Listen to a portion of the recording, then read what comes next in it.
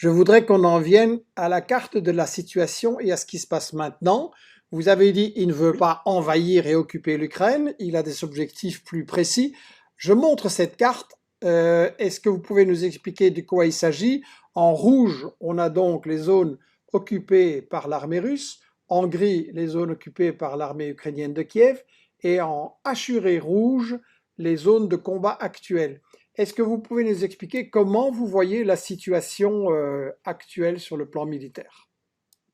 Alors, je vous dis, moi, pour une raison qui m'est inconnue, je ne vois pas la carte que vous êtes en train de présenter. Donc, je la fais de mémoire, Oui. hein. Mais, donc, ce qui s'est passé, vous remarquez qu'il y a une espèce de rond ovale avec une zone bleue hachurée. Là, c'est l'armée ukrainienne. Mhm.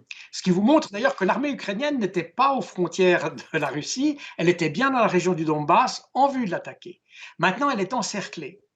Et ça, c'est la phase de démilitarisation, c'est-à-dire on enlève la menace militaire qui pesait directement sur les républiques du Donbass. Maintenant, ce qu'il faut savoir, c'est que les villes, la stratégie russe, d'ailleurs, c'était la même chose pendant la Deuxième Guerre mondiale, il faut étudier les grandes batailles de la Deuxième Guerre mondiale pour comprendre que les Russes évitent les villes. C'est pas parce qu'ils ont peur de la résistance, parce il y a une grande résistance, etc. Non, c'est que pour eux, c'est une perte de temps. Ça sert à rien. Ils passent là où ils peuvent passer.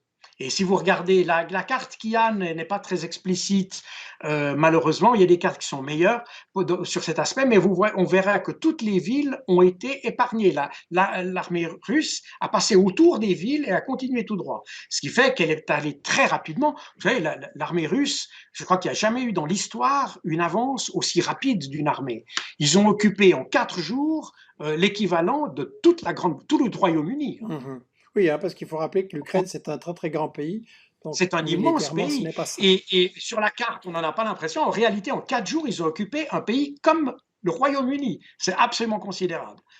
Et maintenant, ce qui reste, c'est les villes qu'ils ont contournées en quelque sorte. Or, dans ces villes, et notamment les villes de Kharkov et de Mariupol, vous avez les milices, ces milices paramilitaires qu'on a évoquées au début de notre entretien. C'est elles qui tiennent ces villes. C'est pas l'armée ukrainienne, ce sont les milices. Or, ces milices, qui sont des paramilitaires, c'est des gens qui sont plus, comment dire, des milices idéologiques que techniques. Et c'est des gens qui sont, je crois que si j'utilise le terme sauvage, je ne suis pas très loin de la réalité. Parce que c'est des gens vraiment sans foi ni loi. Ils avaient déjà le bataillon Azov qui se trouve à Mariupol, enfin régiment Azov qui se trouve à Mariupol, a déjà été l'auteur de massacres à Mariupol en 2014.